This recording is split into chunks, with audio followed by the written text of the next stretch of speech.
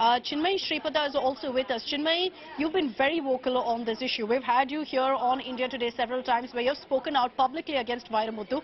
Bhuvana also has spoken out before. So you share a similar ordeal in the sense that both of you have spoken out against Vairamuthu and there's been no action. She's hailed what you've done. She says what you did inspired her also to speak out to ensure so many other women who faced a similar ordeal have the guts to actually come out and take a stand against Vairamuthu. But realistically speaking, Chinmay, does it make a difference? Countless women, 17, 18, you make it 25, you make it 30. It looks like this man is untouchable.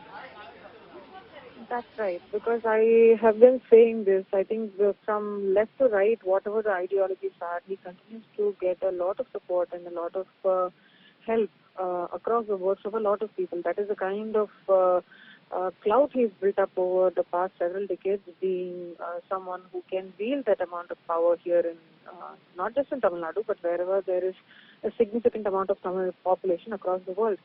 And as we have been debating this, despite all the, the discussions and debates and, all of us speaking on these channels, the government has basically announced a gift of a house to him, one of several. So that has just come out today on the social media circle. So which is why I'm saying it, either Bhuvana or I, we are not looking really at, justice or inquiry or anything like that, because we thought we had these grandiose dreams that perhaps, an independent inquiry would be absolutely just would be conducted, but it didn't happen. So at least what I think the least that I ask is not be incarcerated for speaking up.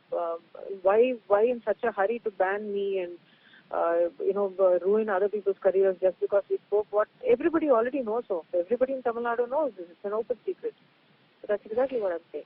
Is this a pattern, Chinmay? Because from what Bhuvana said, she was a young singer and this was back in the 1990s that she was trying to make it big in the industry, was singing a few songs here and there and then was completely sidelined. Do you believe that this is an actual trend on the ground, that this legendary lyricist is using his clout to target young singers even today? Yes, absolutely. Around 16, 17, 18, just about, that's how he, goes about picking his, his victims. That's how it's always worked. Because we are, old enough, but, young enough to not speak out because we are scared. That's generally been how he has worked. That has been his modus operandi. And I have said this also. Most of the women who have spoken up, the first encounter with him has happened when we are barely 18 and we don't have the power or the courage to speak up, and you know how it is. It's very difficult for our families to support us and say, yeah, let's go to the police station and lodge a complaint. And despite an NCW complaint, and despite police coming home and taking a handwritten complaint from me, nothing has gone anywhere, and it won't. That's exactly what I'm saying. It will not against this man because that is a cloud that he holds. So you believe nothing's going to change? Until the cows come home. You believe nothing's going to change, Chinmay? In Tamil Nadu, you don't see any politicians taking a stand, any film stars taking a stand against Vairamuthu anytime now? No, it's not going to happen. Bhuvana, you wanted to also make a point? Where is anybody taking a stance against anybody in this country, all over the world in fact? So I'm not looking for a closure here because mine is insignificant. My story is absolutely insignificant, but not her story. I'm saying she was banned for no fault of hers. A minimum dialogue should have happened is what I have always believed in. A minimum dialogue. They could have called her instead of holding an internal meeting and banning her. They could have at least pulled her up and asked her, why are you doing this? At least pull her up and have a dialogue.